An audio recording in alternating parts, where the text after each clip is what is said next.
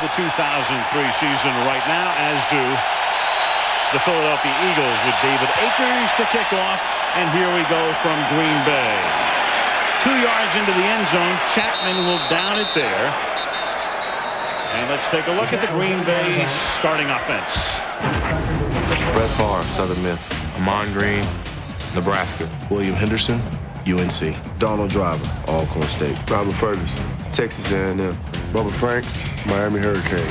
Chad Clifton, Tennessee. Mike Wall, Naval Academy. Mike Flanagan, UCLA. Marco Rivera, Penn State. Mark Tosher, Wisconsin. For Brett Favre, he keeps adding to that mark that he broke long ago, formerly held by Ron Jaworski.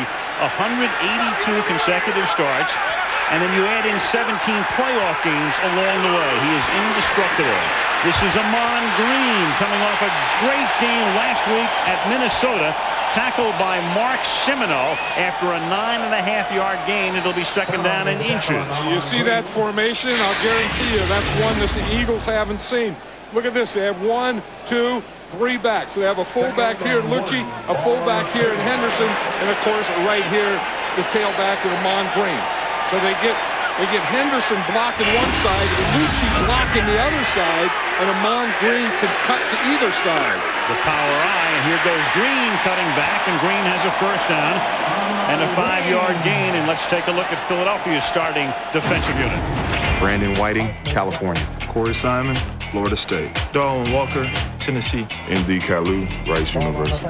Carlos Emmons, Arkansas State. Mark Semino, Kansas State. Nate Wayne, Mississippi. Troy Vincent, University of Wisconsin. Michael Lewis, Colorado. Clinton Hart, Central Florida Community College. Lito SHEPPARD, Florida. 2 key guys missing in the secondary most of the year. Brian Dawkins, the safety. Bobby Taylor, the corner. Favre rolling and looking and stopping and throwing and completing the pass for a gain of about 8 to Robert Ferguson. It'll be second down and 2. Semino in on the tackle. You were talking to Brett Favre the other day, Al. He was saying that's his game. It's not as much staying in the pocket and throwing the ball anymore, but moving. That time they get in the shotgun. Now most of the time when you get in the shotgun, you don't have a fake run or a bootleg. Watch him. Fake the run there, bootleg, move out to the right, throw the ball on the run. There's no one that does it better. Off a quick count, it is Green, slipped down, gets back up, and let's see where they give him forward progress. It's close to a first down, up at the 45-yard line. Yeah, the Packers are really worried about the blitz. I mean, they know that, as we talked about earlier, that Jim Johnson, the defensive coordinator of the Eagles, is going to blitz you anytime and maybe every time. So they're going to change up some things. They're going to go in the first count. They're going to go in the hard count. They're going to go in the long count to foul up their blitzes. All quick counts to this point. First and 10 from the 45-yard line. Here's Green again. And Green with a hard-earned 3-yard pickup, stopped by Whiting and Semino. Amon Green, and as he goes this year, so go the Packers. When he has had a big day, Green Bay wins. When he has not, they have lost. He has been the key. You know, and Brett Favre will be the first guy to say that, too. You know, I've always felt that the best friend of a quarterback was a good running back or a good running game. And talking to Brett Favre the other day, and he said the best thing we have going right now is Amon Green running. And now they have Najee Davenport in on this play, and Favre loses the ball, and it's a free football, and it is Green Bay recovering. Mike Flanagan, the center, alertly covers at the 30-yard line. So it was a fumble and not a forward pass.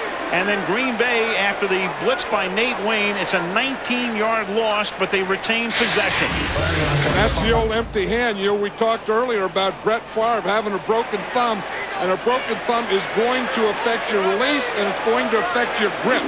And you see, as he brought that ball back, the ball just went right out the back door of his hand. And the irony is, all season he had not fumbled until then. He's taken about 500 snaps, but the combo of the thumb and the slick ball with the light rain, and it's his first fumble of the year. Now a draw to Green, or a draw rather to Tony Fisher on 3rd and long, and Fisher, one of their 3 running backs, takes it up to the 37, and after a good beginning to this drive, they're forced to punt. And that was the same thing that Brett was saying the other day about that broken thumb, that it affects his grip. It affects when he throws the ball. When it leaves his hand is when it hurts, or when he hands it off. Those are the 3 times it bothers him the most. Josh Bidwell kicking. Reno Mahe back to receive the kick. It's a short kick. Mahe calls for a fair catch at the 23-yard line. And that's where Philadelphia will take over for the first time tonight. 40-yard Bidwell boot. 10:47 left in the period. Just underway in Green Bay. Nebraska. John Ritchie, Stanford. James Thrash, Missouri Southern. Todd Pinkston, Southern Miss. Chad Lewis, BYU. Trey Thomas, you already know. John Wellborn, Cal. Hank Fraley, Robert Morris University. Bobby Williams, Arkansas. John Runyon, Michigan. It's with these Florida State guys. Trey Thomas, you already know. Nobody mentions Florida State or the Seminoles. 2nd down and 4. And thrown down is Brian Westbrook, who was questionable coming into the game because of an ankle as to whether he would play or not. And Niall Diggs doesn't make that leg feel any better. You know, one thing that helps is that your first layer is your defensive line.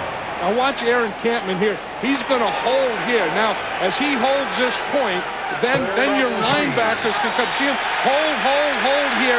Make them cut back and cut right into your pursuit. Now it's 3rd down and 3, and Deuce Staley is the running back in this set, and McNabb looks towards Staley, then looks again, then he's going to take off, and McNabb has a first down and considerably more across midfield to the Green Bay 44, something that McNabb has been doing less and less this year, but as you can see, when he does, occasionally it's with great effectiveness. 16-yard gain.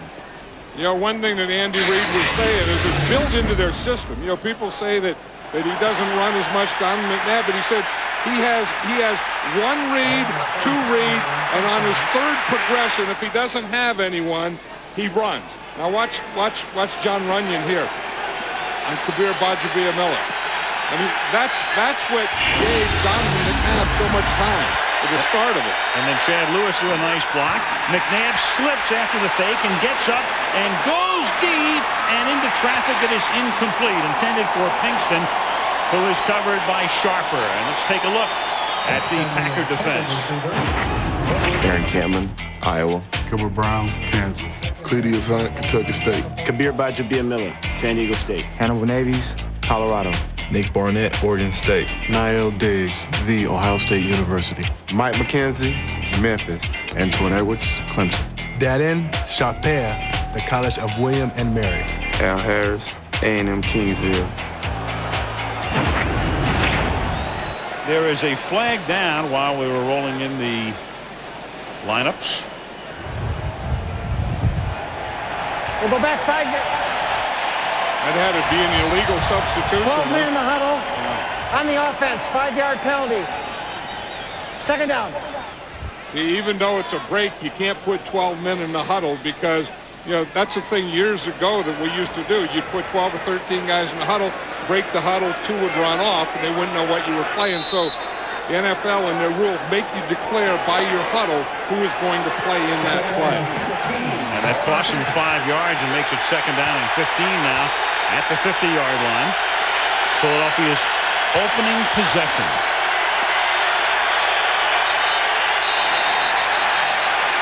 And now we have another flag. Bill Carolla, who refereed the Super Bowl last year, tells us. False start, 87, offense, 5-yard penalty, 2nd down. Pinkston, so back-to-back penalties, and for Andy Reid's team, it's 2nd down and 20 now. You know, one thing they have on Andy Reid, and it's kind of all teams, if you throw on 1st down and you throw an incomplete pass, usually the 2nd down is a running play. So the defense plays run in that 2nd down. Now that's the situation now, 2nd down, but after 2 penalties, I'm not sure if you still play run if you're on defense or if you still run if you're the Eagles. 2nd and 20 for Andy Reid's team. Reid, an assistant coach here under Mike Holmgren in the 90s. And McNabb gets taken down by Grady Jackson, who just joined the team from New Orleans, and Larry Smith. So the secondary did great work, and then McNabb got into a sandwich between those two for the sack. You know, there's a lot of things going on here First, they're going to get a good push right up here. And this is the thing that Mike Sherman was talking about that he wanted. He said they weren't getting any push in the middle. Watch right there. They get the push in the middle by Smith and Grady Jackson.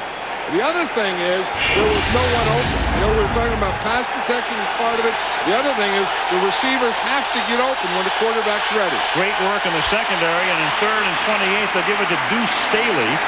And Staley takes it up to the 47-yard line. So the 2 penalties and the sack put them in no man's land. Nick Barnett, the rookie out of Oregon State, makes the tackle. And now Philadelphia will punt about halfway through the opening period. These are the types of things that are tough to play on the road. You know you're going to have these things early in the game, and you have to just get through them, settle down, and play the game.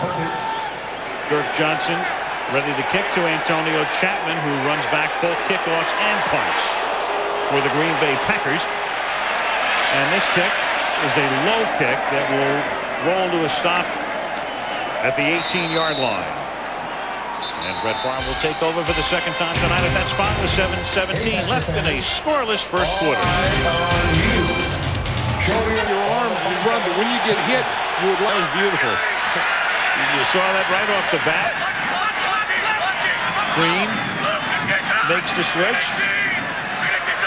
And now Favre on the long count on 3rd down and 2 out of the shotgun. Throws deep for Donald Driver, but the pass is incomplete. It kind of hung up in the wind, and Troy Vincent was there to cover on the play, and it's 4th down and 2.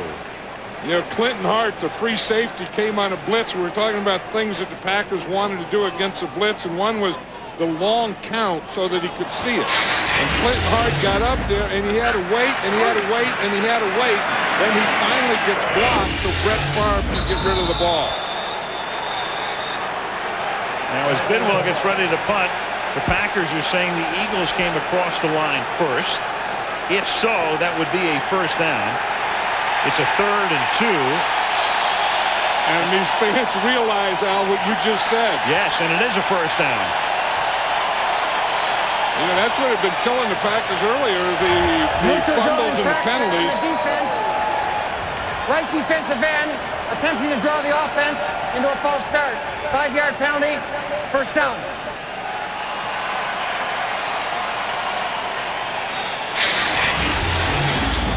I think they call it right here on Ike Reese. Now, watch here. He's going to try. You see, he moves there. I don't know that he tried to draw him off sides. It looked like he was just going, and he got in that neutral zone. And now, if he gets back, it's not okay anymore if it makes the offensive guy move. But they call it on him. That's a 1st down against that special teams maven. 5th penalty on Philadelphia in the period. And now Bubba Franks makes the catch. It's a short gain. Brett Favre in the first period tonight threw only 2 passes. He was 1 of 2, and that's the fewest he has thrown in any first quarter since the 3rd game of this consecutive game streak back in 1992 when he was just a pup under Mike Holmgren.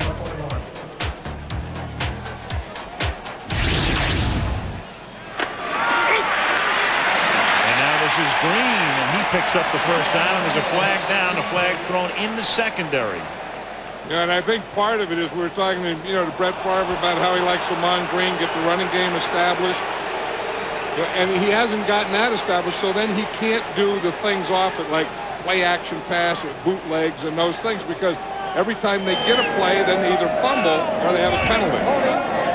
89 offense, 10-yard penalty, replay 2nd down. Penalty on Robert Ferguson.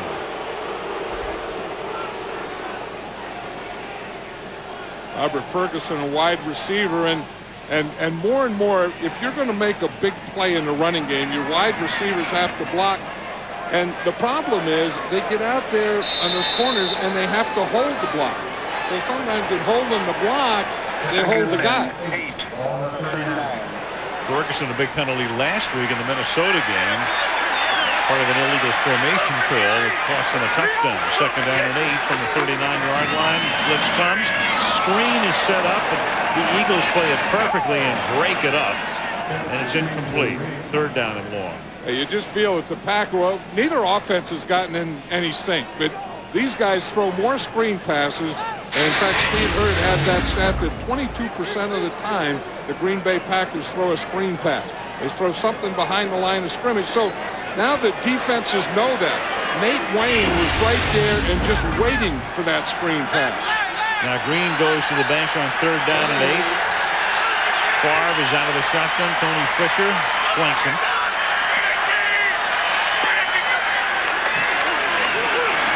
Eagles with a 5-man rush, and Favre with the arm coming forward has the ball slip out, and it is covered up by Tauscher, the tackle. Mark Tauscher covers up. And again with Brett Favre with the thumb, with the slick ball, with the conditions and all. This is the second time this has happened tonight. Yeah, between Ahman Green and Brett Favre, this is about the 4th or 5th time that they've fumbled. In fact, I think so far in every drive, the Packers have had a fumble. And that was a fumble, not an incomplete pass.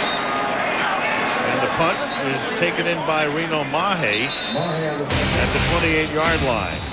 So at 12:35 to go, we're still scoreless in Green Bay on Monday Night Football. Give me peace of mind that can't be beat, yeah. My town, my street. Give me peace of mind that can't be beat. Give me peace of mind that can't be beat. Brett Favre tonight with 2 fumbles after he'd come into the game with none all season. Green Bay's fumbled the ball 4 times, lost 1. The game is scoreless. Philadelphia has it at its own 28. Buckhalter is the running back as we get ready for their first play. And McNabb off the play fake throws to the outside, caught by the fullback John Ritchie to the 34-yard line. He's tackled there by McKenzie. Take a look at this. When Andy Reid scores first, he's 27-8. Nobody's been better among active coaches in scoring first than Mike Sherman, who took over here in 2000. He's 25-5 when he can get on the board first. And right now the game is scoreless. And there is the 48-year-old purposeful New Englander. And there is Andy Reid at age 45 in his 5th year as the head coach of Philadelphia. 2nd down and 4. And they're going to try to work a double reverse, and instead it's Todd Pinkston juggling it, has to hold on, and is taken down at the 23. And I don't know that you pull that play off on a night like this, John. I don't think so. I mean, they're all having a tough time handling the ball tonight, and on a double reverse you have to hand it off a couple of times. I think Todd Pinkston was very smart here and not handling it off. See, he's handling it there. He never really did have control when he was supposed to hand it off. So he did the smart thing right here and just kept it, got both hands around it, and went down with it. Better an 11-yard loss than a turnover, and it's 3rd down and 15 from the 23-yard line. Pressure on, chased by a pair of Packers, and the throw is low. Baja Biamila and Chuki Wakari were chasing him, and it's 4th and 15, and in comes the punting unit. You know, because of that 2nd down that put the Eagles in 3rd and long, then it was a little easier for the Green Bay Packers to play this 3rd down defense. But again, they used their stunning to get speed coming up the middle. That's where they weren't getting the push in the middle. So you can get some new guys in the middle or bring your fast defensive ends in the middle.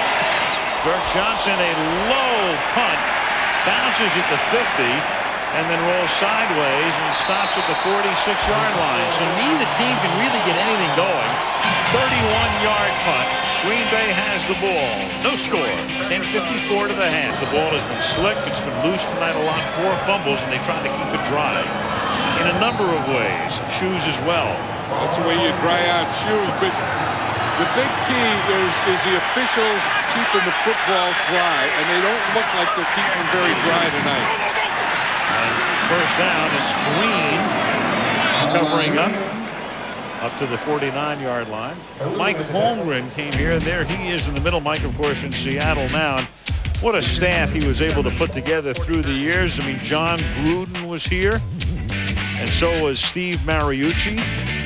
Andy Reid coached under Holmgren. Dick Geron, coach of the Chicago Bears, was here as well. And then a little later on, Mike Sherman came aboard, and then Sherman went with him to Seattle. Reed got the job in Philadelphia. And here they are matched up on Monday night. 2nd down and 7 as the ball is handed to Ahman Green, and he plugs his way for a 1st down, carrying Eagles with him all the way to the 41-yard line. A nest of Eagles. Now that is what you call power running. I mean, you just get down and you just get your shoulders down and you keep your feet and your legs moving. But they're always going to pull a guard, usually coming this way, a guard and a lead back. They like, see, here's Marco Rivera, he hits right there, and then they have the lead. They always have a lineman pulling and either a fullback or tight end leading. And that combination is in front of Ahman Green. Almost unnoticed, that's already 95 rushing yards for Green. And it's caught by Donald Driver. And that's what happens when you fumble the ball twice and you have another near fumble. You kind of lose sight of what a guy is doing. But 12 carries for 95 yards already for that man. Look at that. His average is 7.9. He came into this game averaging 5.1. So that's been the key to the success of this offense. And once they can get that going and get him going, then Brett Favre can do his pass running game off that. 2nd down and 4 at the 36. Najee Davenport is the running back, and the former Miami Hurricane fullback picks up about 3 to the 33, and Carlos Emmons makes the tackle. 3rd and 2. 3rd and a deuce. There's been so many of those coaches that have been here and gone on. We're talking to Brett Favre about playing against Andy Reid. He says, you know, it seems like every week I play against some guy that used to coach me. And he's done very well against just about all of them. Next week, he sees Gruden again as they go to Tampa Bay, and this is Green picking up the 1st down. So they have now penetrated inside the Philadelphia 30, 1st down. Yeah, 1st down, 1st time. I think these fans know that. Okay, now we're getting something. Now we're getting a little rhythm here. Now we're starting to get some 1st downs. They do an interesting thing here. They bring in Kevin Berry, who is an extra tackle. Now, a lot of times you'll do that on short yardage goal line. This is a 1st down play. And they bring in Kevin Berry, an extra tackle, as a tight end. So they have 3 tackles in the game. From the 28, Green picks up a couple. You look at the numbers for Green Bay, and of course a lot of it is dictated by the weather, but Green Bay has rushed for 121 yards, and in passing they are -6. And the reason is, I mean, Favre has actually thrown for 18 yards, but the sacks have cost him 24. That counts on the passing side as Green goes over 100. Well, you know, you don't get the feeling that Brett Favre or Mike Sherman or Tom Rossley are too interested in passing right now. 2nd and 7, and Favre gets almost sacked and then finally sacked because Nate Wayne came in and got an arm around his neck, and then Michael Lewis said, I'll finish this one off. Isn't there a saying like always on Monday night? Isn't that Nate Wayne? Every time Nate Wayne, who plays in a Monday night game, he makes big plays. He has a big game. He's all the way to the left. He's going to come from the outside, and you see him hold it back here, hold it back here, so they don't count him. Then he comes free. You see, if he's up on or close to the line, they count him. They have to block him. If he's back off that far, they don't count him. If Wayne could only play on Monday night, he'd been in Canton. He has 6 takeaways in his last 6 games on Monday night, and 2.5 sacks as well. And now Favre throws and has it intercepted by, guess who? Nate Wayne. And then Favre is the man who makes the tackle at the 34-yard line. Well, Billy Crystal did a show called, or a movie, Mr. Saturday Night. There's Mr. Monday Night. Yeah, every time we see him, I mean, he does the thing. We see him the play before that. He gets the big blitz, he gets the rush, he gets the sack, and right here you're going to see him get the interception. See, again, they're getting pressure from this side. Nate Wayne was just in the middle, reading, playing that spy position, and he made a one-handed catch. That is a heck of a catch, too. I mean, that's, you know, I mean, a great interception, good coverage, good read, doing all those things, but one heck of a catch. And look who has to make the tackle. I say he had to make the tackle. That would have been a touchdown. At the 34 now, Philadelphia has turned it on a dime in this scoreless first half. McNabb is flushed out, directing traffic downfield, and the pass is thrown out of bounds at the 12-yard line. James Thrash was the nearest receiver. 2nd and 10. You get the feeling that these wide receivers of Philadelphia never get any separation. Absolutely. Thrash and Pinkston in particular. It seems like there's always someone that just blanketed right to him. That time, what the Packers are doing is they're starting to get that pressure up the middle, and what that is doing is that's forcing Donovan McNabb to run out to his right, and then the receiver on his right isn't getting open. Someone has to help him. Ongoing problem in Philadelphia. They had only one touchdown pass to a wide receiver this season. Last week, Freddie Mitchell, and Terrell Buckholder is taken down by Hannibal Navies. Navies played that one perfectly. He was what they call the cap, or the guy right on the run, the inside guy. They had it contained, had to make the cutback, and Hannibal Navies was right up in the face. The irony there is that when they let Wayne go to Philadelphia, Navies is the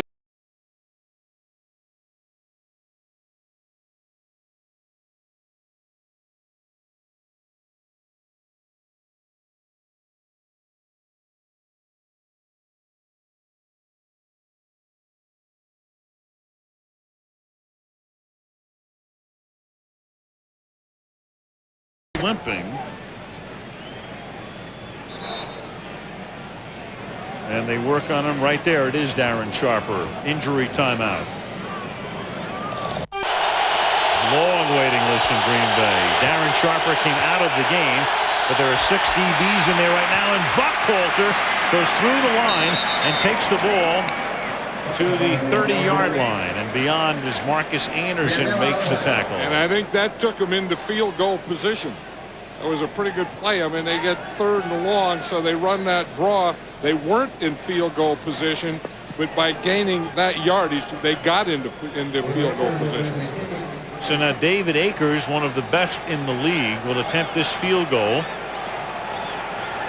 from 47 yards out. Coy Detmer to hold, Mike Bartram to snap in these frosty and slick conditions. And Akers' kick is no good.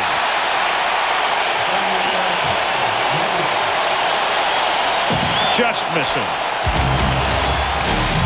And Green Bay gets it at the 37, so they cannot cash in on the interception. Takes his Cowboys to New England to face the AFC East leading Patriots, as after the missed field goal and the missed opportunity by Philadelphia after their 2nd turnover, Green picks up a couple up to the 40-yard line. We were talking about neither one of these offenses being very aggressive, and these defenses being very aggressive. You kind of get the idea that in this first half they're just kind of sparring.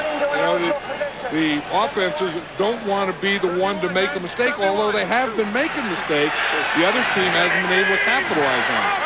And neither team has really had any penetration to speak of. We've had only that one field goal attempt from 47 yards as Green takes it to the 43-yard line. Funny thing on that field goal, I mean, Akers had the distance and it just missed going outside the upright. And the funny thing was the back judge looked up at the upright and then looked over to the other guy as if the other guy was supposed to tell him. You've got the back judge and the field judge there, and Akers just missed under the back judge's side. Right, and that's why you put one official under both bars, and they each have that side, and the official that side looked to the other guy, because I was watching him to see what he was going to signal, and he signaled nothing. 3rd down and 5. Eagles showing blitz. Here they come from the right side, and Favre throws that way. And out into the flat, Wesley Walls, picked up at the beginning of the season, gets tackled by the unheralded Michael Lewis. And talking to Jim Johnson, the defensive coordinator, last night, I said, who's been your best player? He said, Michael Lewis. He said, Mark Semino's done a tremendous job, but Semino comes in and out on certain situations. He says, but day-to-day, game-to-game, that's the man right there. Yeah, and he's kind of held things together back there with Brian Dawkins being out. I mean, Brian Dawkins is the other safety who's been injured, the free safety, who is one of the best in all of football. Bidwell's kick is a beauty, fielded at the 6-yard line, by Reno Mahe, and Mahe up past the 20 to the 21-yard line. When you field it at the 6, you better get it past the 20. Absolutely. 51-yard boot. Donovan McNabb, and he was under fire early this season after the way Philadelphia started. And here's what he told Lisa about dealing with that earlier this year. I sat down with my two dogs, and we sort of had a heart-to-heart. Looked in their eyes, and they looked in mine. They told me everything was going to be fine. Sort of like the Scooby-Doo movie. I mean, it was just an opportunity for me to just, go home and sort of just refresh, just kind of just throw everything out of my mind and just focus on the positive things. Well, he sits down with man's best friend. Why not? Two of them. Corral Buckholder, but for tonight it's been a three-dog night. Yeah, and then he's looking into 4 eyes too. Well, for McNabb and the Eagles, you look at this team for the last 2 years, they've been to the NFC Championship game. So you get to that point and the expectations are so high, but then the way they start the season, you have to give Reed and this group a lot of credit for coming back, winning 5 out of 6. And as I said, they opened doing it fairly quietly. Yeah, and the thing is Donovan McNabb was just saying there that you don't like to have a bye after 2 games, but after 2 games like they played, a bye was really what they needed. And they just kind of got away from it all, and they didn't really have a good training camp. They didn't have a good preseason. They didn't have a beginning. So they got away, came back, and started all over again. And beat, at that time, a pretty hot Buffalo team to get it started. So we come to the 2-minute warning, an icy and rainy Green Bay. Nothing. You believe that in the middle of a game, and that's part of what we're going to show you at halftime. Brett looking at himself in the past. He's imitating Keith Jackson. He's got Keith Jackson talking to Keith Jackson going off the field. Right, and if you know Brett Favre, you can believe it. And we talk about pros and how much money they make. But it's still a game. It's still about having fun. And Brett Favre, I think, has more fun than anyone that plays it. No doubt. I wonder if he calls his linemen the big uglies. 3rd and 2. And Green Bay with a big stop. Miles Diggs meets Corral Buckholder head on, forcing the punt.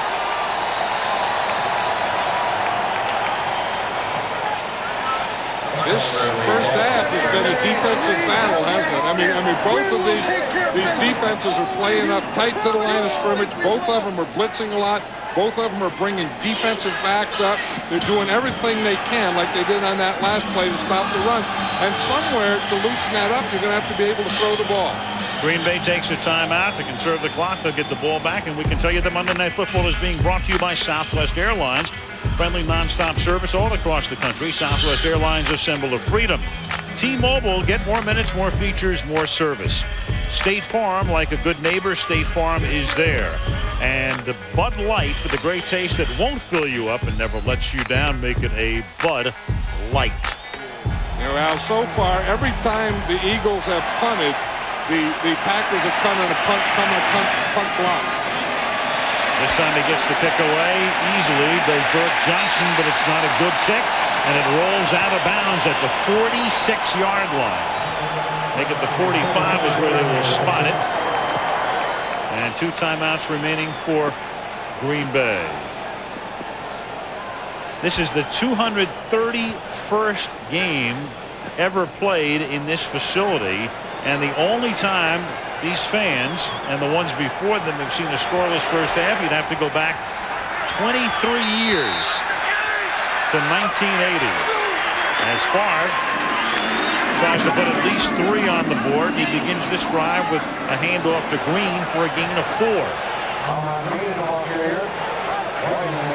And again, I know that you have to be able to run, you have to be able to stop the run, but somewhere the passing game is going to have to play a part in this game. Now, I know the balls are wet, they're slick out there, and maybe it is tough to handle, but the team that does it is going to win this game. 2nd and 7, he's going to air it out, and it is off the fingertips of Donald Driver.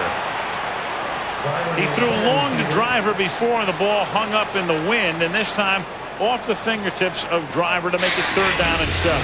Brett Favre has a lot of confidence in Donald Driver, and you're going to see he's even in a form of double coverage. So he has a bump there. He has a safety over the top deep. He outruns both of them.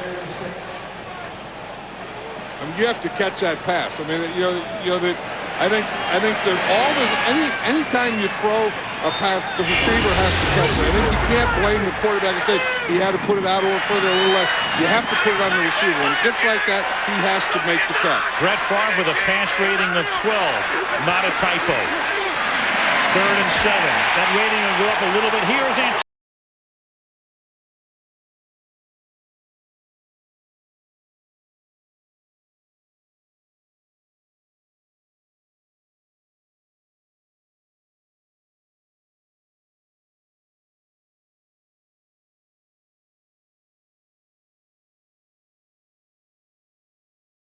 Line. And now Green Bay will take its 2nd timeout. So the Packers on the move at the end of the 1st half. Game temperature in the mid-30s now, going down. And at Lambeau Field, well, too late. They're caught in mid-movement there. 1st down at the 24-yard line. 1 timeout remaining for the Packers. Favre sets up the screen to Green. Has some blocking inside the 20, inside the 10, all the way to the end zone for the touchdown.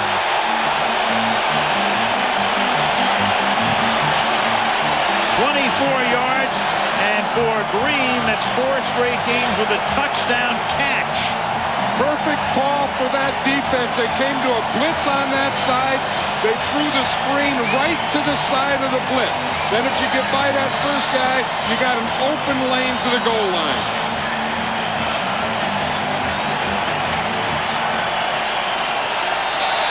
Ahman Green, who has already rushed for 122 yards, gets it into the end zone. There are flags down as Longwell booted the extra point. You know, and the Packers run more screens than anyone in football. And as you get closer to the goal line, you know that the Eagles are going to blitz you a lot. So they anticipated blitz, and they threw the screen to the side of the blitz. 12 men on defense, 5-yard penalty. They'll be assessed on the kickoff. The extra point is good. 7-0 Green Bay. Watch what happens. Here's Ahman Green. The screen is going to be out to this side. The blitz is coming from this side. Once he gets by it, look what he has out here. He sneaks off to the right. Here comes a blitz. He fakes like he's going to block it. Let those guys come through. Invite them through. Get behind your lineman. Good block by Marco Rivera there. And then he makes 1 or 2 moves, and he's in the end zone. Safety Michael Lewis blitzing Favre, giving Green pretty much a free ride to the end zone. Well, that's what Mike Sherman was saying last night. He said, we would like to run our screen at the side they blitz from, and we would like to run the ball at their blitzes and not away from them. But there's a lot of yeahs down there, isn't there? A lot of yeahs when you score with 40 seconds left. Green with a souvenir. Favre has now thrown a touchdown pass in 18 straight games, equaling his career high. A long way from the NFL record, the untouchable mark of 47 by Johnny Unitas. Look at Ahman Green, though, 6.8 yards per carry. And as a receiver, I mean, he's Brett Favre, of course, he's his favorite ball carrier, but he's also his favorite receiver. Longwell's kickoff, fielded by James Thrash at the 10. Brings it back up to about the 28-yard line. And a little extra action taking place with 35 seconds remaining in the half. Favre looking up and savoring the touchdown pass as they show the replay on the big board. You know, we saw that graphic where either one of these coaches, when they get the lead, they usually win the game, and I think both of them know that. You know, and I've always said the toughest points to get in any game are the first one. Andy Reid had a chance at the first ones. They missed the field goal, and then the Packers get the ball, they get a good drive, throw a screen pass for a touchdown, get the first one. And Andy Reid knows that his team has failed on 2 turnover opportunities to cash in. They give the ball to Deuce Staley. Up to the 35-yard line he goes. And Philadelphia, with that play and not calling a timeout, apparently will be very content to be down by 7 and go to the locker room and regroup. I think with the conditions on the field and the conditions of the football and so on and what's happened, I think this is a smart move. When you're only down by 7, there's still a half of football to be played. As you said, go in, regroup, talk about it, come out, start the second half. End of the first half. The Green Bay Packers 7. The Philadelphia Eagles nothing. The Toyota halftime show coming up next when we come back after this message from the National Football League. And a word man who has watched his team fumble the ball 4 times in the first half. He was fortunate they lost it only once. The kick is fielded by James Thrash at the 12-yard line. Thrash up past the 40, and he's out of bounds at midfield. So a good run back, and Philadelphia will have nice field position to start the third quarter.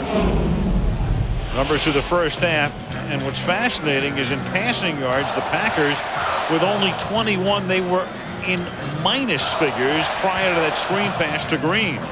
Yeah, and the big pass that the Packers had, though, I thought was that third down pass to Antonio Freeman.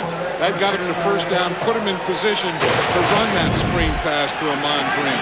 Freeman coming over from Philadelphia after spending the first part of his career right here in Green Bay. And now McNabb, whose passing game has had 20 yards tonight, gives it to Deuce Staley, and he is down for a loss of 1. Cledius Hunt stops him behind the line. And if you look at Donovan McNabb's passing chart, you can see what he's done in the first half, and will also tell you what he has to do in the second half. You look, under 5 yards, he's 2 for 2. Over 5 yards, he's only completed 1 pass over 5 yards. None here, only 1 there. So somewhere he has to get some guys open and complete some passes past 5 yards. 2nd and 10, and that's a short pass. It's caught by Thrash, but it's a small gain. Niall Diggs makes the tackle up at the 49-yard line, a pickup of only 4. I said he only completed 1 over 5 yards. He only completed 2 under 5 yards, so maybe just a completed pass by this Eagle offense would be something to get him started. McNabb is 4 of 12 to 32 yards. And the Eagles, as you can see, on 3rd down have had almost 13 yards to go on average.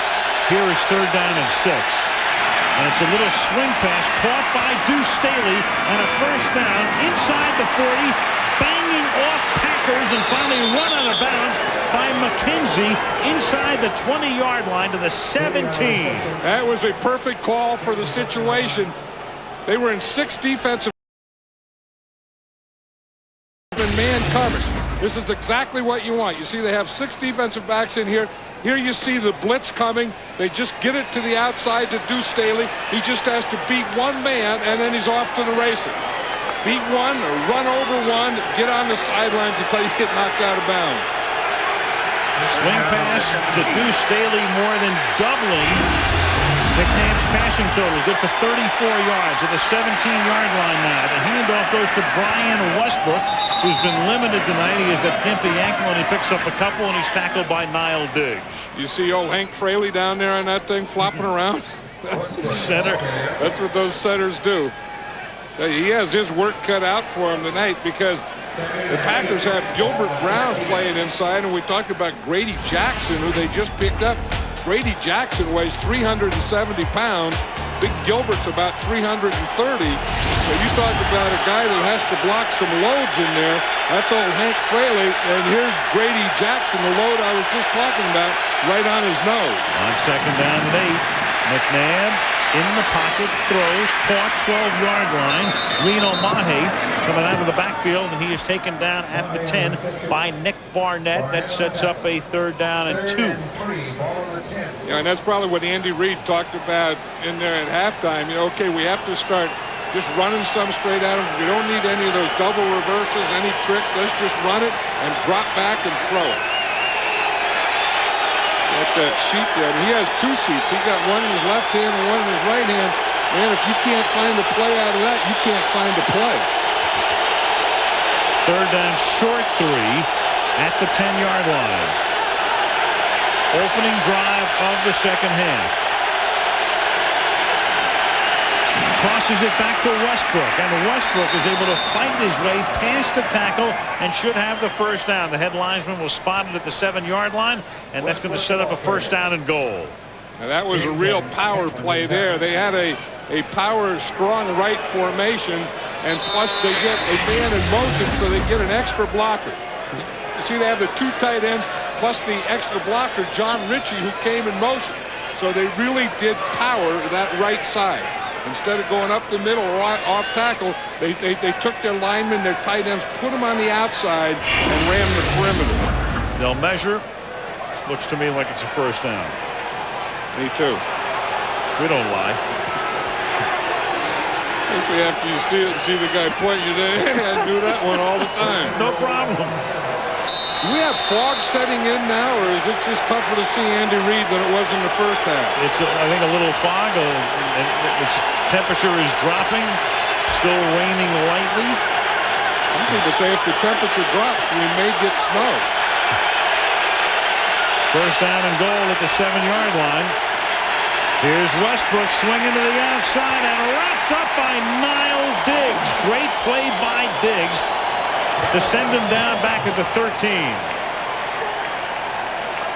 You know what Diggs did is he comes through there. They start that zone play where you take your offensive line and you just move everyone to the left. Watch, they all come here, all come here, all come here, and Diggs is just going to run right through it. Well, watch this zone blocking. Here, here, here, and there goes Diggs just running right through it. Loss of 6, second and goal.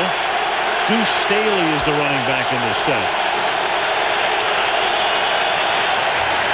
Little roll by McNabb, and then it's dropped at the 10-yard line by the tight end L.J. Smith, the rookie from Rutgers, who dropped a sure touchdown pass in his debut against Tampa Bay on opening night on Monday Night Football, but had 6 catches last week against Atlanta. Yeah, and they really like him, and they brought him in they drafted him, to be that wide receiver, tight end type of guy. I mean, the tight end that you can split out, that you can do things with, and be the second tight end, your pass receiving guy. And then, as you said, he dropped that big one in the open and just dropped one there.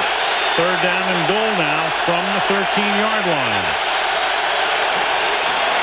McNabb throws, caught on a slant by Pinkston, but he's tackled at the 3-yard line, so Philadelphia is going to have to settle for an Akers field goal attempt, as Al Harris was able to tackle him. So a short field goal attempt coming up for Akers to try to make it a 4-point game. But I'll tell you what they did is the Eagle offense got some confidence on this drive. Here's Pinkston out here, here's Al Harris, and you're going to see him come in and run the slant. He starts upfield, gets Harris to turn his hip, and then he goes inside. But I think that drive right there, Al, was a confidence builder for the Eagle offense. And helping to set it up was Thrash's good run back of the kickoff. 21-yard attempt is good. Philly gets on the board. 9:29 left in the third. 7-3 Green Bay. Light rain throughout the night. Green Bay has it for the first time from the 20-yard line. They begin their first drive. Green picking up 3. Mon Green, now that he got those sleeves off, looks a lot more confident, doesn't he? Remember, early in the game, you could see that he had the ball out there and he had those elbow pads on that looked awfully slim. You can see him right there, and you knew that was a problem, so they changed him. Then he went to the new elbow pads. It's still a Mon Green inside him, though, and he's making some big plays.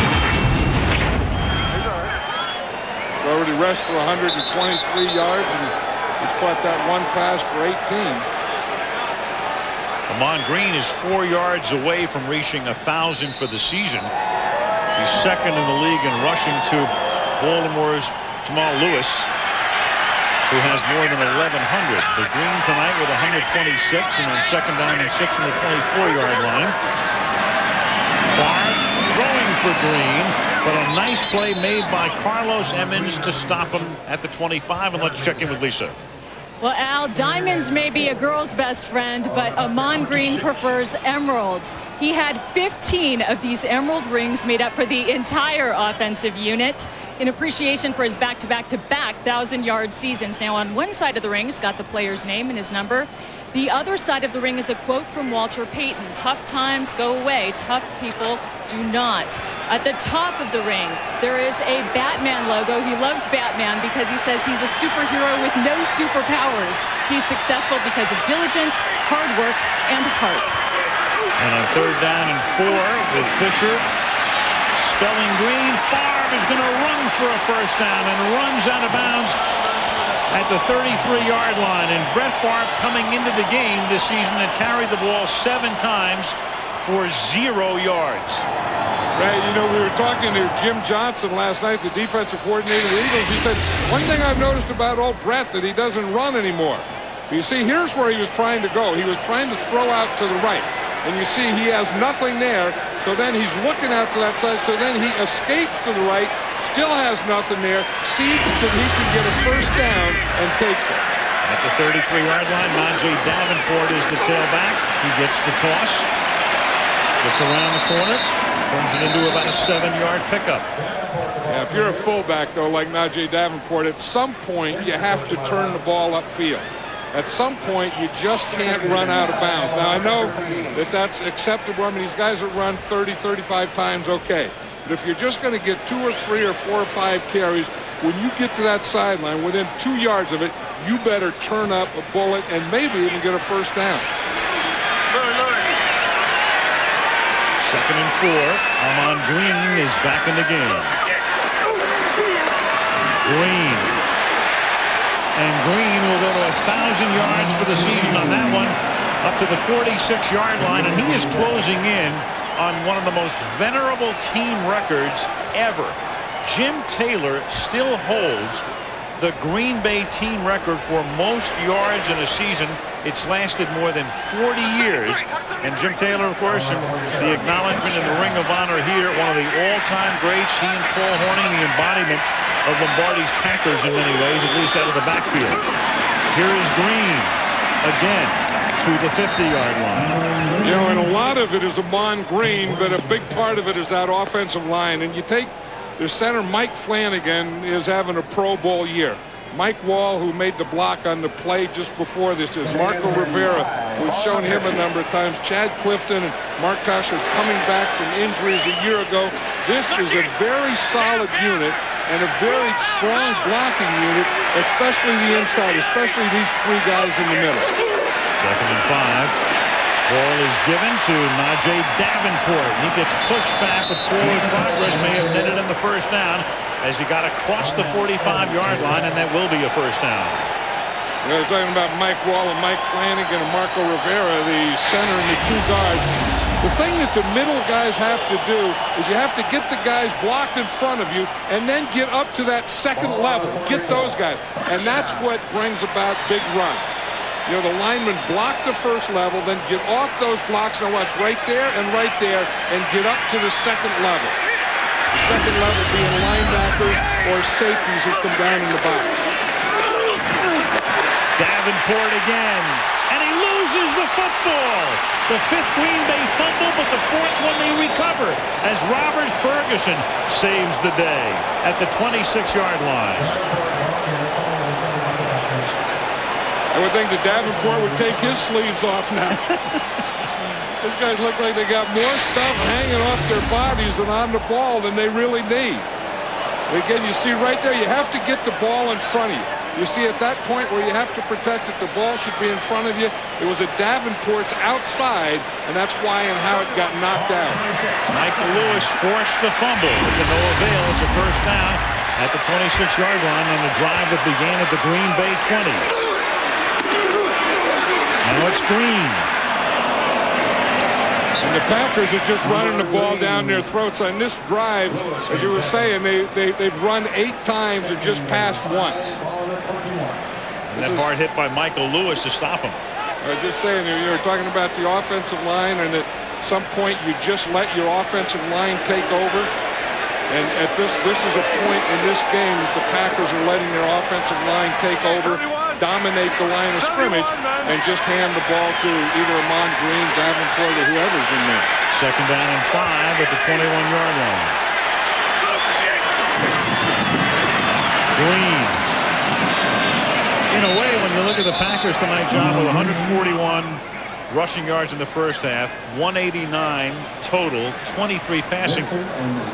When you play in this climate, you build your team for this climate, and tonight is the ultimate manifestation of it. Yeah, and that's exactly what the Green Bay Packers are. I mean, they're a team that is built to play on grass, outdoors, late in the season, in cold weather. And if you're going to do those things, then you better be able to run the ball. On the other side of the coin, you wouldn't put the St. Louis Rams roster into Green Bay. I mean, you just wouldn't build a team that way for Lambeau Field. Right, it's just the opposite. I mean, that is a team that's built to play indoors on turf. Third down and 6, and it's smelled out brilliantly by Ike Reese, who is there almost before the handoff. Great play, and that makes what would have been a field goal that almost would have been certain, just one that's a little questionable under these conditions. Yeah, Ike Reese is right here. He's the nickel linebacker, excuse me, right here. He's the nickel linebacker, and you see him. He just comes on a run blitz. They're running a draw, and they run it right into Ike Reese. So now a 45-yard field goal for Ryan Longwell, who is pitching a perfect season. Hasn't missed a field goal attempt, hasn't missed an extra point attempt all year. And for the first time, he misses one. Ryan Longwell, for the first time all season, on one straight and true, is just that much short. 7-3 Green Bay. Here is Deuce Staley beginning the next Philadelphia drive up to the 46-yard line after Longwell missed for the first time this season. And take a look at this. In their last 3 games in which the Eagles have come up winners, they have trailed in each of them by 3 points in the second half against both New York teams and then last week Atlanta. And here they are again in that spot. You know, don't you feel that Andy Reid has a lot to do with that? That he just has a calmness about him and an authority about him that tells everyone, just hang in there, we're going to be okay. Always. Almost unflappable. And that is caught by Freddie Solomon. And before Mitchell, I'm sorry, Freddie Solomon. Where am I coming from here? Freddie Mitchell for a gain of 9 up to the 45-yard line. Well, Solomon used to wear 84 too. Yeah. Freddie Solomon, quarterback, wide receiver. Monday Night Football brought to you by Microsoft. Your potential, our passion. Hummer, check out the H2 at your local dealer. Hummer, like nothing else. Dr. Pepper and your local Dr. Pepper bottler. BU, nothing's better, Dr. Pepper. And Verizon Wireless, we never stop working for you. And you know what they were doing there, making there, don't you? That's the biggest sauerkraut factory in the country. Up here? Yeah. They know how to make sauerkraut. You see what it goes through? Sauerkraut, brats, Deuce Staley. There it is. I'm being told there is more sauerkraut made here than is made in the entire country of Germany. I'll guarantee you, when you got 2 guys with pitchforks, that has to be true. Look at that. That's going to be in a jar someplace. So when someone's pulling out some kraut, it's just gone through the pitchfork. The guy was standing in it. Devoured by it. That's a kraut you had for dinner last night. Not me. Third down and 2 from the 45-yard line. Roll by McNabb, and the pass is incomplete. And the Packers, with Barnett knocking it away from L.J. Smith, and good coverage, legal coverage. You know, and I think that's been the thing with all the Eagle receivers all the time. There's always good coverage on them. I mean, as I said that earlier, you don't see a lot of separation. You don't get guys open, but this is what Donovan McNabb always seems to be looking at. You know, I mean, something, there's no place to throw the ball. Kirk Johnson to punt. Sending it into the night rain. It bounces at the 3 and into the end zone. Sean Morey could not stop it before it got to the goal line. 2 seconds remaining in the period. 7-3 Packers. You know where it came from? Final play, barring a defensive foul here in the third period. And Brett Favre is taken down after a 1-yard pickup. As the period ends, we played 3. It's Green Bay 7, Philadelphia 3, and Monday Night Football resumes after this match. Late local news, except on the West Coast. We start the fourth quarter in Green Bay. Al Michaels, John Madden, and Lisa Guerrero. Green Bay trying to pull to within 1 game of Minnesota in the NFC North. Philadelphia trying to stay within 1 game of Dallas. If Green Bay wins tonight, the Cowboys will have a 2-game lead in the NFC East. And on 2nd and 9, Favre off the fake, going deep. Good coverage, and the pass is incomplete. Crowd wants a penalty. Donald Driver looks for a flag and gets none. The coverage by Sheldon Brown. You know, when you talk about maximum protection, that's exactly what the Packers did. They put Kevin Berry, an extra tackle, in as a tight end. He just blocked. They blocked solid. It was just a 2-man pattern.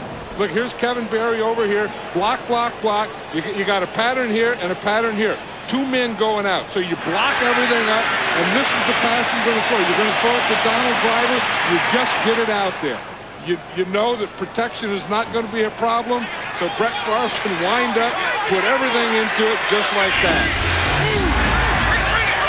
3rd and 9. Favre out of the shotgun. Here come the Eagles. The pass is thrown underneath to Javon Walker, and he is rolled down by Sheldon Brown. So Brown covers deep, Brown covers short, and Green Bay is forced to punt. You know, Brett Favre went from a 63-yard pass. That ball was in the air. That 2nd down one for 63 yards to a none. With a fractured thumb. Right. Well, he tried the air one out, and and that's the thing. You know, 2nd and long, make a play, make them think that you will do it, so they just can't sit on you. Bidwell's kick. A short one, bouncing at the 40, fielded by Reno Mahe, and nobody's there to help him out as Mahe gets taken down up at the 36-yard line. Now the Eagles will begin this drive with McNabb. 54 seconds into the fourth quarter in a 4-point game. Put on a fashion show. Brett Favre's wife and daughter. There was Donald Driver and his son, Tony Fisher, walking the runway. The Baja Villamila family. Javon Walker. What do you think Vince Lombardi would have said about all this? What the hell's going on out here? Probably would have. That's exactly what Vince Lombardi is probably saying right now. Vince Lombardi, to me, the greatest coach of all time. And his tenure here, you look at those figures, you forget how short it was, only 9 seasons. From the 36-yard line, it's incomplete, intended for James Thrash, covered by Mike McKenzie, but 9 memorable seasons for Lombardi, including how as a Super Bowl kid, the first 2 years. As a kid, you always say what you want to be when you grow up. If you're a coach, you always wanted to be this guy when you grew up. The Packers took the Eagles on in the championship game in '60. It's the only championship game that Lombardi lost. The Eagles winning the crown, winning the game 17-13. You remember who the Eagle quarterback was? Terrell Buckholder. Well, the Eagle quarterback was the former Ram quarterback, and the guy went on to become a pretty decent coach. And a heck of a guy, too, Norm Van Brocklin, the old Dutchman. And that was the thing, I was with the Eagles in 1959 and got hurt, and Chuck Bednarik was there, and he retired the last game of the season in '59. Now he comes back in 1960 and not only plays again, but plays both ways, center and linebacker. I mean, he was the last really true two-way player in the National Football League, and that was the championship game we won. Number 60 was Chuck Bednarik. Here's McNabb now on 3rd down and 11. And that pass is caught on a slant by Pinkston, but if he doesn't make the first down, it's because Antoine Edwards came up to stop him. And you can see the head linesman's going to put the ball down right at the 45. And even though the yellow line is unofficial, when there's that much of a separation between the line and where the ball is, chances are it is not a first down. They'll bring the chains out nonetheless. Yeah, the Packers just had a 3-man rush, so they had 8 men in coverage. But watch Pinkston and Al Harris here on the line of scrimmage. Al Harris is always going to be physical with you. Pinkston knows that, so you start into him, let him be physical, and then run off that. But I don't think he ran off it for enough. And Andy Reid is going to have to punt here. No question about this, as he has to try to pin Green Bay deep and get it back again near midfield, 4th down and inches with under 13 minutes to play. Al Harris talking to the official there. I'm sure that Pinkston said, hey, he held me. And Al Harris was saying, no, I didn't hold anyone. Dirk Johnson ready to punt for the 7th time tonight. The guys with the markers are still out there. Get off the field. There you go. They stayed out there like they were going to measure it again.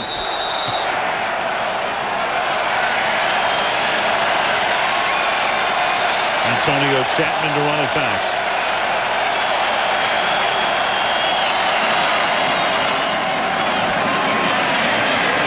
A fair catch was called for, but then Chapman slipped.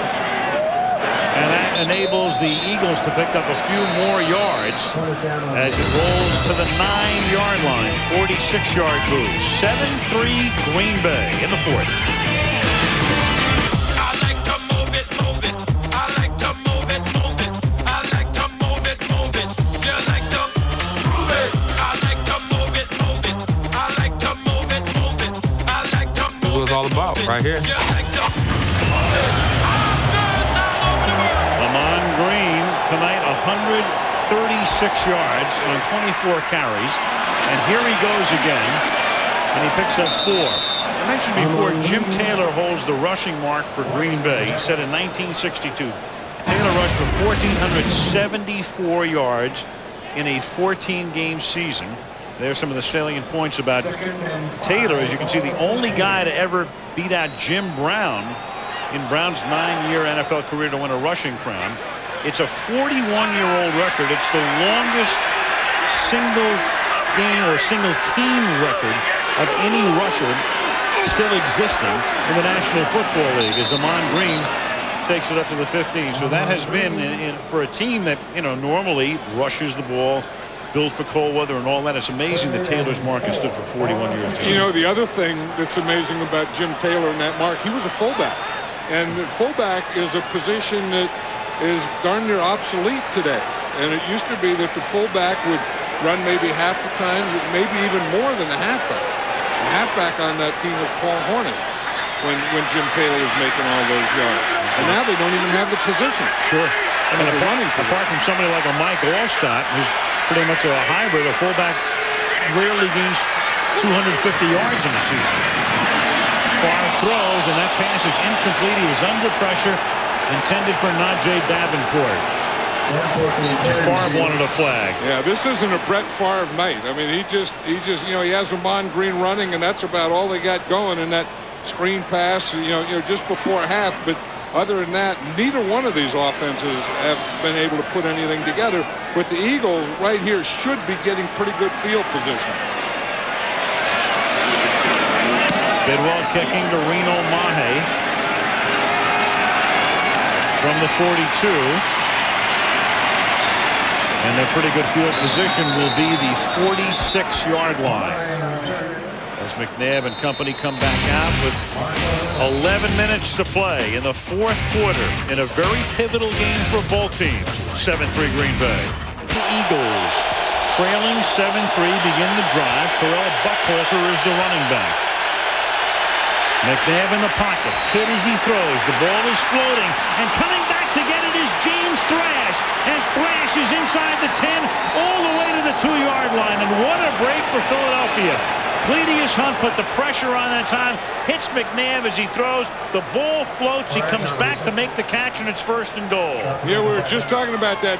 James Thrash, up to this point, only caught 1 pass for 4 yards. And you say, at some point, they have to get the ball to the wide receivers. One of the wide receivers has to make a play, and that guy was James Thrash on that play right there. You see, it's that fade stop. So he's going like he's going to run it up. Then he just stops. And as he stops, Mike McKenzie, the corner, runs right by him.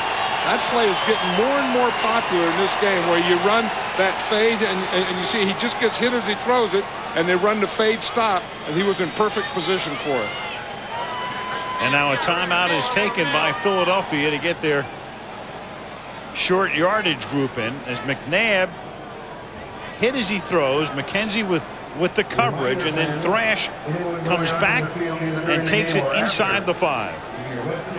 You know, and I think it shows you how strong Donovan McNabb is to be able to throw a ball like that as you're getting hit. Now, it's not a great looking throw. It wobbles out of there, but have enough power and strength to get that much velocity on the ball to get it that deep.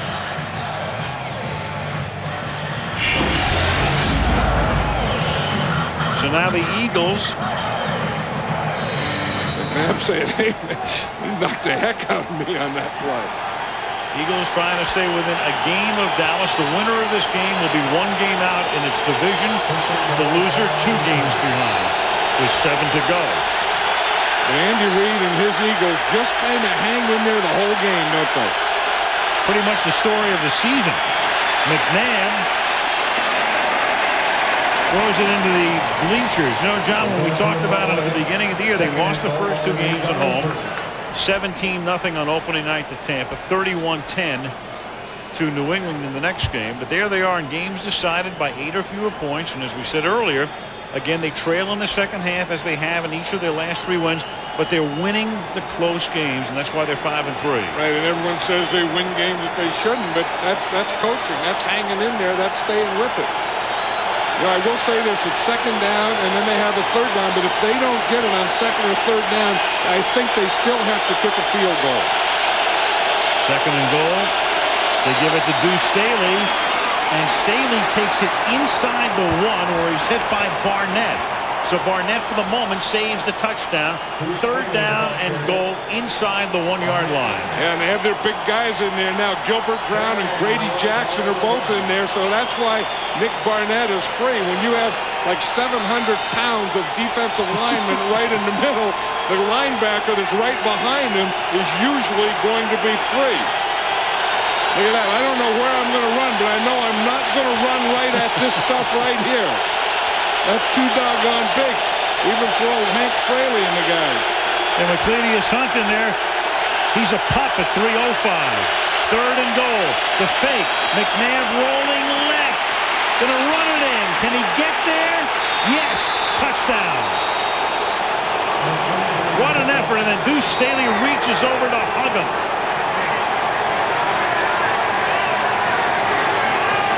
They've hung in there. McNabb made that big throw when he had to as he was getting hit. And here he makes this play right here. You see, there's nothing inside.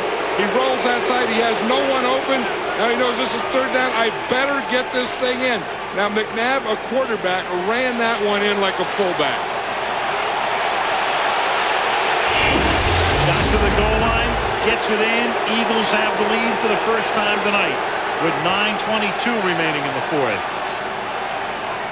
Donovan McNabb's mother and father are both here, and he says his dad talks to him about the football, and his mother talks to him about his jersey not being tucked in or him not running off the field. Don't be walking out there, she said. High snap. Detmer pulls it down. Akers bangs it through. McNabb with his first rushing touchdown of the season. So the persevering Philadelphia Eagles take the lead 10-7. December 2nd, the debut of a new series here on ABC, the premiere of Line of Fire, Tuesday night, December 2nd. Donovan McNabb his Philadelphia Eagles this season have given up more points than they've scored. If this score holds, that will remain true, and the team would go to 6-3. At the 12-yard line, it's Antonio Chapman. Up to the 34-yard line.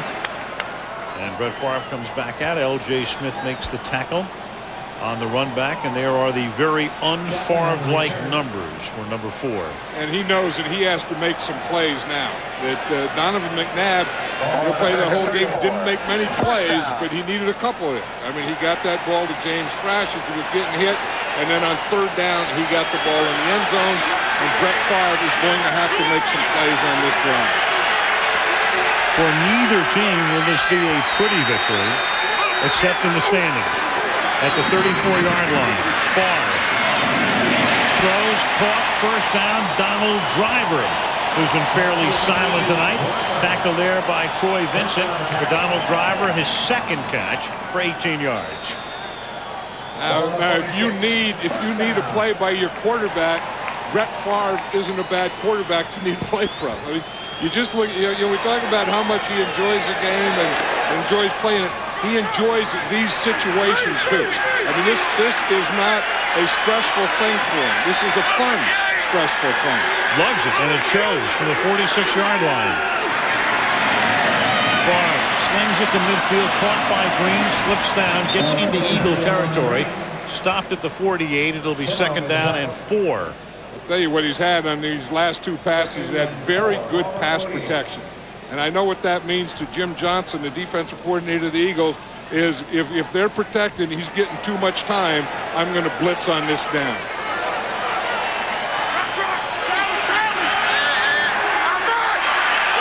Gotcha.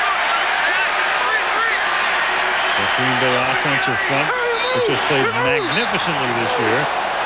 And then coming across the line, N.D. Kalu knocking over Bubba Franks. 88 offense. 5-yard penalty. Still second down. And it's Franks who precipitated it. Right, and that's why N.D. Kalu came across the line. And that's the thing that really gets coaches upset. I mean, you have a 2nd and 5 situation, which is a great situation. You know, and then you have your tight end move like that, and now you get back to 2nd and long. Been a while since we've seen Bill Carollo. That's the first penalty of the half.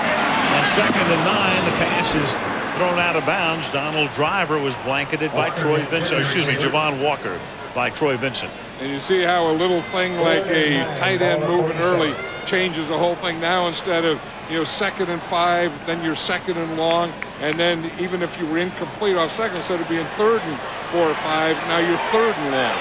And now you're going to get nickel, and you're going to get all their blitzes and all these things that the Eagles do. 3rd and 9, they have to get to the Philadelphia 44-yard line.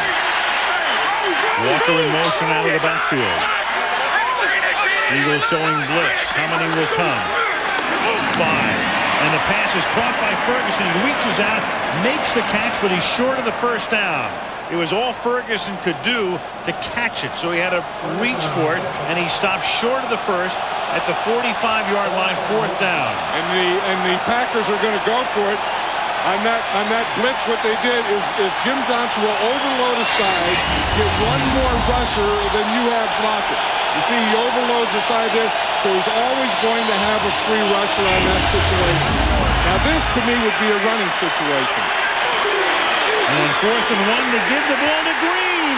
First down, and inside the 20, inside the 10, touchdown. 45 yards.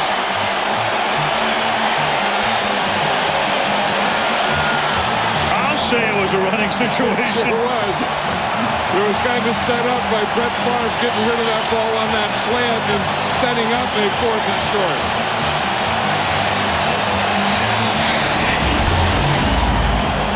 You're going to see they just get everyone packed in here. Look at this. They pack the whole defense to the inside. Then he just finds that crease in there, and he just sprints right through it. All he was looking for was to pick up a first down, and look what he found. Longwell for the extra point. 187 yards for Green.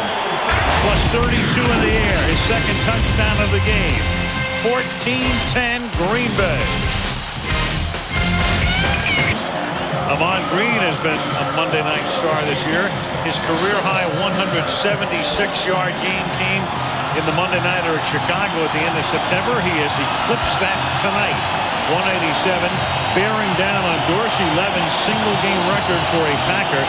190 yards, set in 1997.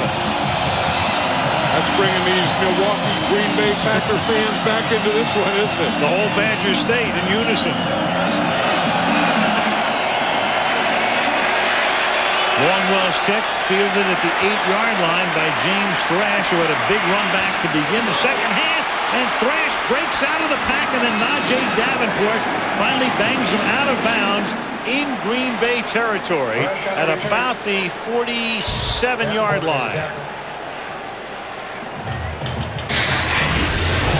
45-yard run back to the touchdown. 4th and 1 here. Let's watch it. Here's Kevin Berry. We talked about him coming in as a third tackle. Watch the block that he gets here and then knocks the middle linebacker, Mark Simino, off. You see, he gets, boom, he gets that going back. That knocks the middle linebacker off, and then Ahman Green is right by him. You watch Marco Rivera and Mark Towson in their blocks here. I mean, that is some blocking by that offensive line. 1st and 10, ball at the 47 of Philadelphia after Thrash's good run back again. And now Deuce Staley powers his way before he's tackled by Sharper to the 42-yard line for a gain of 5. Did you see how quick Grady Jackson was there? I mean, he exploded for a 360, 370-pound guy. He got here like 2 or 3 days ago. I mean, he could really explode. Watch him. He's right here. Now watch how quickly he gets to this point right here. I mean, that's what you want, penetration. Look at that. And that guy is light on his feet, and that's a lot of weight over his feet to be light on. Former Oakland Raider, former Saint. They released him last week. And then a swing pass is thrown here to John Ritchie as the fullback gets upended by McKenzie. Very close to a first down. And they're going to measure here at the 37-yard line. I think the Eagles now, you know, they just have to methodically go down the field here. Now, this is going to be a tight situation here because last time they had the ball, there were 10 or 11 minutes to go. So if they didn't get the touchdown, I felt they had to go for the field goal, then go for another field goal. In this situation with the time, depends on how much time they run off the clock because this could still be right now, it could still be a 2 field goal game for the Eagles. At the moment, depending how quick they can get down there. First down to the 37-yard line. 5.5 to go in the 4th.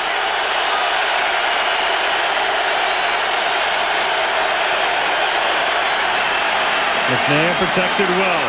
Going deep for Thrash. Pass incomplete. Some incidental contact along the way. McKenzie one-on-one with him. 2nd down. Yeah, and that was they had the safety back there too. McKenzie wasn't back there by himself, and I think that McNabb tried to hit him between the corner and the safety. McKenzie gassed as he comes back. He's gassed because his hair is so long, he's pulling his head back. That's a look of gassed. That will happen to you when your hair is that long. It'll pull you back and make you look like you're gasping for gas. Makes Al Harris look like he has a crew cut. 2nd and 10 from the 37. McNabb throws, caught. That's Freddie Mitchell making the catch, and he's taken down at the 32-yard line by Niall Diggs. Big 3rd down coming up here. Yeah, what'll even be bigger is if they don't pick up this 3rd down, the 4th down. I think with well, we're going to be at 4.5 minutes. I think you'd probably still kick a field goal. Although, if you're an Eagle, what you want is you want a first down here. What you're looking at, though, is about a 50-yard field goal if they gain no more yardage in these conditions. 3rd down and 5 from the 32. McNabb swings it to Staley, and he drops it. So now your choice becomes, do you go for it, or do you take a chance on a 49 or 50-yard field goal, which, if you miss, gives Green Bay the ball at about the 40-yard line? I would think you kick the field goal, and it doesn't look like that's what Andy Reid is going to do. He's going to go for it on 4th down. I think with this much time, you know, and having 2 timeouts left, I think you have time to kick a field goal. But as you say, it's a longer field goal. Get the ball back and then go for another field goal. I think, John, the conditions were better. I might try the field goal, but under these conditions, and we saw what happened to Longwell before. Meanwhile, Green Bay will take a timeout. Remember, Longwell missed for the first time this season, and he missed short.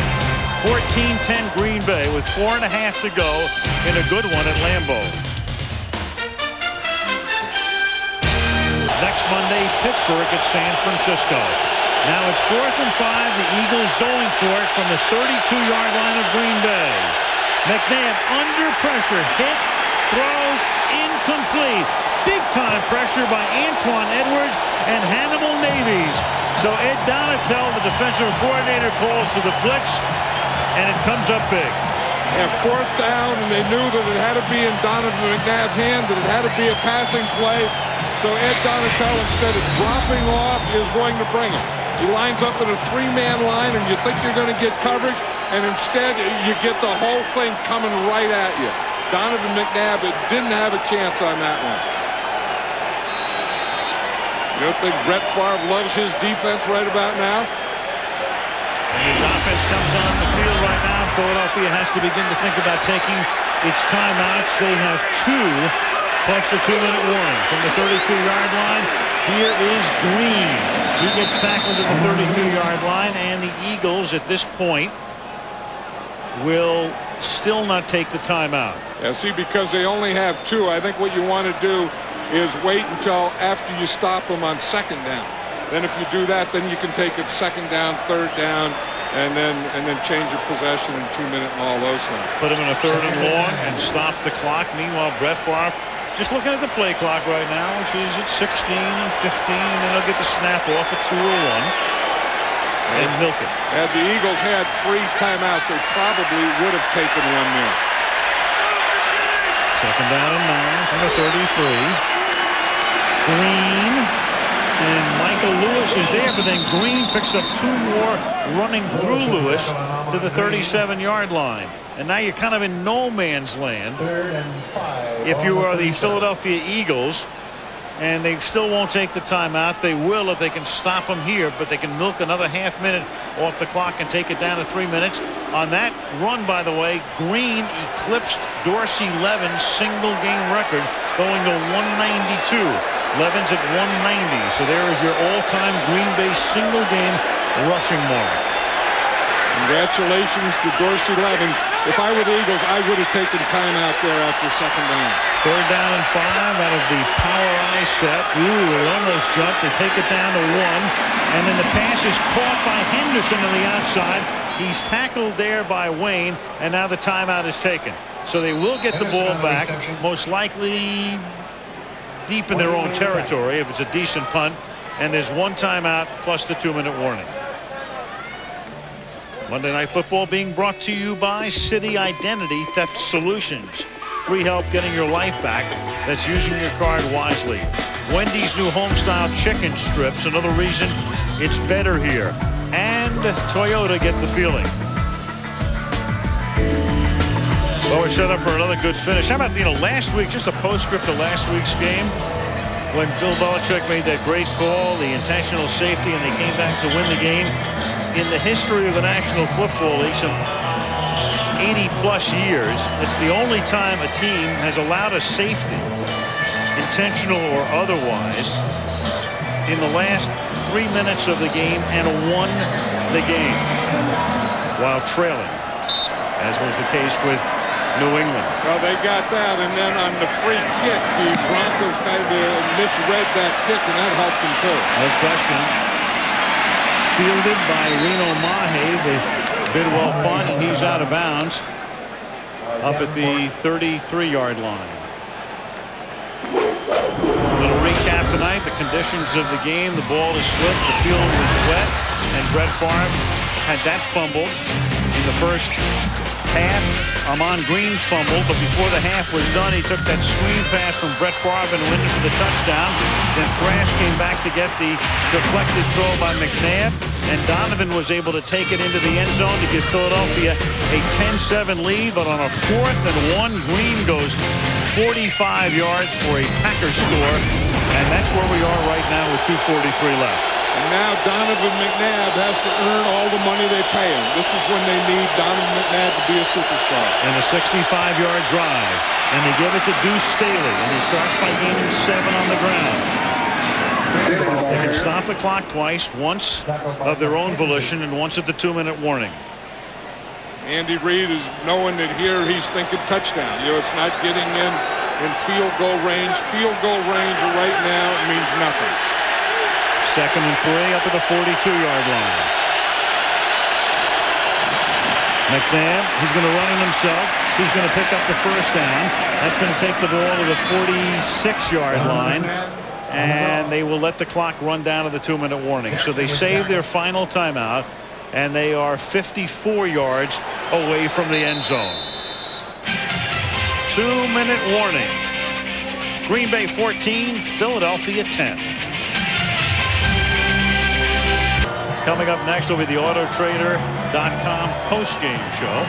Our horse trailer player of the game, Amon Green, at the moment would be the favorite, and if that happens, it would be the second time this season he'd go up there. Mike Sherman's team right now with the lead. Again, a very important game for both teams. Minnesota leading in the NFC North. Green Bay could shave it to a game. Dallas leading in the NFC East. Philly could shave it to a game. The winner is a game back. The loser is 2 games back. You know how important this drive is to Andy Reid in calling plays here. When he calls Donovan McNabb on a quarterback draw play, you know that he needs a first down.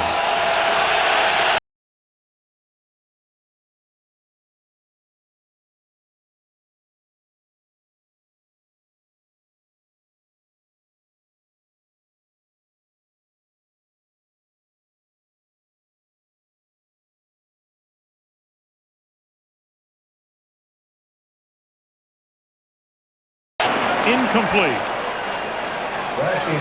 That was the play that they needed. That's the type of play that they do need. I mean, they didn't get it here, but they have to keep trying. They have to go for these kind of plays. Here Thrash is against Al Harris. That's a heck of a move. He makes an in move on him. Harris goes for the in cut, and James Thrash gets by him. You know, one thing, Al Harris doesn't have a lot of speed. I think Thrash knows that, and they tried to take advantage of Harris right there. Edwards got his hand in there. He was on the chalk anyway. 2nd down and 10. And they give it to Staley, and Deuce picks up the first down. So it's a first down now at the 43-yard line. Conserving their final timeout, 1st and 10 at the 43. I would think they would spike it here because they got a first down. He's taking way too much time. McNabb over the middle. Here's Staley. Deuce trying to pick up the first. Appears to have it at the 32-yard line. 80 seconds to go. McNabb coolly getting up to the line, but I think at this point you think about spiking it. But no. Valuable time running off the clock. McNabb making sure everybody is set. 1st and 10 at the 32. Donovan throws over the middle, caught inside the 15 by the tight end Chad Lewis, and now McNabb signals for his final timeout with 57 seconds. I think they would have been better served to spike it there and save that timeout. Yeah, especially when they had the first down. They could have done it before, or the down before that, or as you say right here, when he had the first down, when he went over there to go timeout, he could have just ran up and spiked the ball. Yeah, I don't think Andy Reid was necessarily through with that timeout. McNabb looked to the officials, signal timeout immediately, but why waste your last timeout in this circumstance instead of spiking it right here when you come to the line? I'll tell you one thing, though. McNabb had to make plays, and he's making them. And the other thing is they're getting very good pass protection. You know, the Packers have been putting the heat all night on McNabb. On this drive, he's had a very good protection. And McNabb, after a very slow start, closing in on a 200-yard gain. Favre tonight has thrown for 87 yards, but the key has been Amon Green on that side. And now we'll see about the Eagles as they try to make it 6 out of 7. Down by 4. No timeouts left. Line of scrimmage will be the 12. You know, I see Bao Ju is down here at this right corner now. Al Harris was in there. Remember that play we saw that Thrash beat him? Al Harris isn't in there now. And Bowju, bottom of the screen, locked up on Todd Pinkston. McNabb from the 12. Gonna run it. Takes it down to the 6-yard line. He's tackled there by Marcus Anderson. It is second down, and it'll be 4, short 4. Yeah, when you have a superstar and he's your top player and he's your top money maker, you have to put the game in his hands when you get in these situations, and that's exactly what Andy Reid is doing with Donovan McNabb. On second and 4, throwing to the corner of the end zone and caught by Todd Pinkston for the touchdown. He goes into the end zone and comes back to the pylon and makes the catch to give the Eagles the lead. That was amazing. That was an amazing drive. They had to do it. You know, you look at the Eagles in the first half, and we said they just hang in there. They just hang in there. McNabb doesn't make a lot of plays. They didn't get real good pass protection. On this drive, they needed McNabb. They needed pass protection, and they got it. Todd Pinkston, a starting wide receiver, has gone all season without a touchdown catch until now. Only the second touchdown catch by an Eagle wideout all year. Akers for the conversion, and it's 17-14 for an incredibly resilient football team that began its season by losing the first 2, had a big win at Washington, lost to Dallas, but then had beaten the Giants, the Jets, Atlanta, and are 27 seconds away from knocking off the Packers. They knew right where to go. Bowju was in there. They said, let's work on him.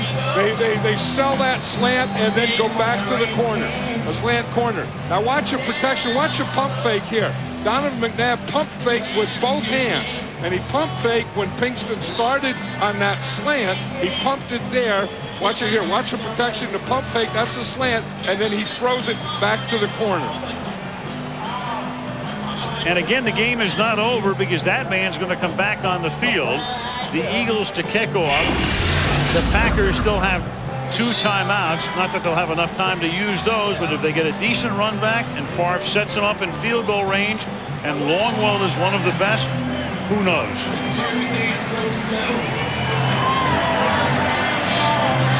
They spelled that one in them, and someone up in the booth did a good job of knowing that Al Harris was hurt or whatever happened to him, and you always go to the guy that they put in, and you go to work on him immediately, and that's exactly what the Eagles did. The guy might as well have a neon sign on him. That and a rookie. They do have neon signs on him.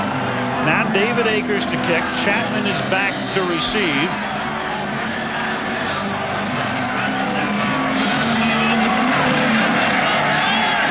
Left-footed Akers bounces one to Chapman. He takes it at the 12, starts to lose his balance and seeks the sideline and gets there up at the 36-yard line. So now with 21 seconds left, they would have to get the ball to roughly the 35-yard line to give Akers a shot at it. So they need about 30 yards to give Akers a decent chance. Or I'm sorry, to give Longwell a decent chance to win the game or to tie it and send it into overtime. So the Green Bay Packers now at their own 36-yard line, 1st and 10. And they can throw any type of pass. It doesn't have to be to the sideline because they have 2 timeouts. Favre throws, and it is caught. 50-yard line rolls. They take the timeout immediately. So you have 15 seconds. 2 ways to go about it now. You still need about 15, 17 yards. Even if you throw it over the middle, you get up to the line of scrimmage and you still have time to spike it, or you work it to the outside.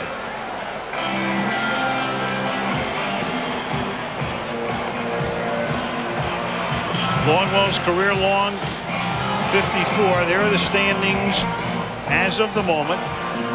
Philly would go to 6-3 with a win.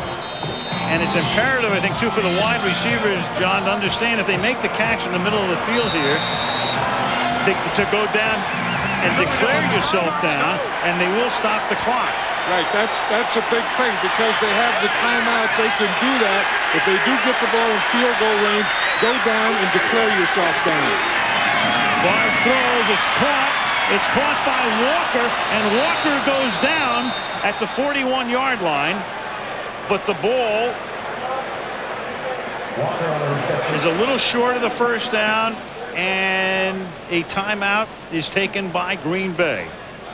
Now this is a tough situation because you need yardage to get into field position, but you're not going to have enough time to get the ball deep enough to get the field position and get your field goal team in there without any timeouts. So now the ball is at the 41, maybe the 42-yard line. You'd be looking at a 60-yard attempt. What I think the Packers have to do, Al, with only 8 seconds to go, I think they have to go for a touchdown. And I don't know that they can complete a pass, get in field goal range, get out of bounds, stop the clock, spike it, whatever, and have time to kick the field goal. And if that's true, I say they ought to go for the touchdown. Their other option is a quick out to the sideline and get out of bounds. I don't know that would put him close enough. Favre. He tried to do that. The ball comes loose, and the Philadelphia Eagles come up with a football. He lost the ball. It looked like he was trying to go to the outside, and the Eagles come up with the ball and the ball game. I think it just slipped out of his hand again for the third time in this game. We saw the ones earlier. He's trying to throw that out. Yep, that's exactly what happened. The ball just slips out of his hands.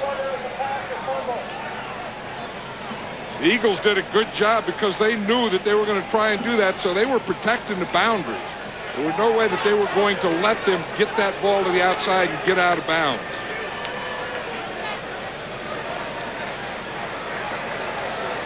They are going to review this upstairs to see whether it was a fumble or whether it was an incomplete pass. If it's an incomplete pass, Green Bay still has the ball, and they would still have one shot at a Hail Mary to end the game. Right, they ruled on the field, they ruled fumble. The referee threw his beanbag, ruling fumble. And then as you say, it's a booth review if they review it.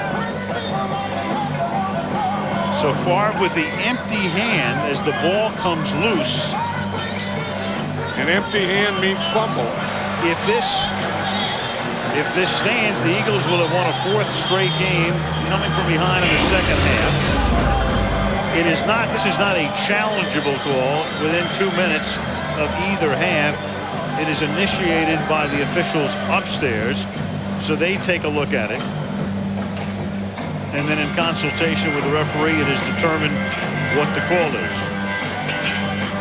But the Eagles are confident that regardless of what's going to happen here, they're going to fly back east with their 6th win in 7 games. Here comes Bill Carollo. Now, if they say incomplete pass, the Packers are going to get one more shot at it. I think it was a fumble. I think he ruled fumble, and it was. After reviewing the play, it's been determined the quarterback's arm was going forward without the ball. Therefore, it's a loose ball fumble. Recovery by Philadelphia, first down. The crowd misinterpreted what Carollo was saying. They thought by virtue of what he initially said, it was going to go in Green Bay's favor. It doesn't. He said because his arm was going forward and the crowd started to yell, but he didn't have the ball in his hand when his arm went forward. John, there you are in 71. 4 consecutive wins when your team was trailing by 3 or more points in the second half, and the Eagles will join that list right now and come away with a victory at Lambeau Field and proving to be an unbelievably resilient football team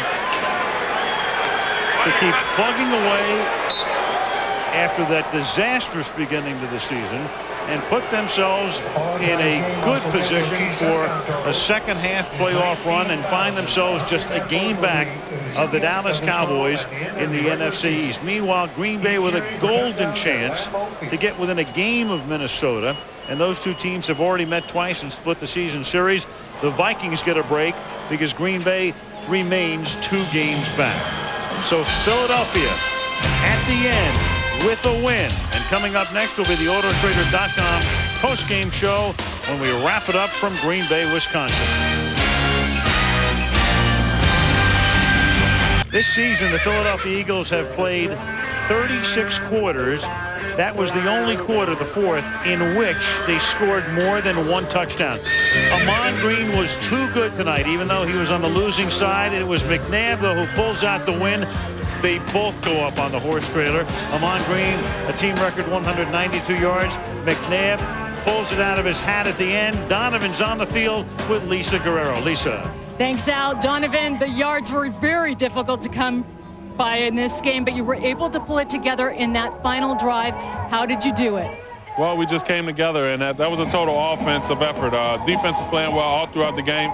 You know, everyone was pretty much down on the offense because we just couldn't keep things consistent, and if it was penalties or if it was mistakes. But I think what we've shown today is we're a winning bunch. We're determined. No matter what the score is or how much time is left, never count us out. Speaking of that, you've now come from behind in the second half to win 4 straight games. What does that say about your team's character, Donovan? Well, what you're saying is a winning team. You know, we're a winning organization, and we're guys that, are sort of people never let us go, and we never quit. But I think what we've shown is just, the work that we put in through the week. Guys prepare, and from where we were early in the year to where we're at right now, this shows a lot. Now, Donovan, much was made this week about Brett Favre's broken thumb, but you've been playing with a bad thumb, a bad back, a bad lower leg, and stomach flu. This has got to be a very sweet victory for you on a very personal level. Well, I mean, I try not to keep it personal. It's something that it's my goal, and that's to come out and win. I try to work hard throughout the week. But I think what you've seen is that, my thumb really was a problem. You see, Brett had trouble with it today, and it affects your grip. But, mine is getting a little bit stronger. Thank God for that. But, we're going to continue to work. It's an exciting season right now. Congratulations. Back up to you, Al. Thank you, Lisa. Thumbs up for McNabb tonight. The Eagles this season have been outscored by the opposition. They have been outgained by the opposition, and their record is 6-3. Green Bay drops to 4-5, and that's a wrap on our Autotrader.com postgame show. Philadelphia wins at 17-14. We go to San Francisco next week. Pittsburgh against the 49ers. Coming up next, your late local news. Those of you on the West Coast, stay tuned for Prime Time Monday. Now, this is Al Michaels for John Madden, Lisa Guerrero, and our entire Monday night crew saying good night from Green Bay.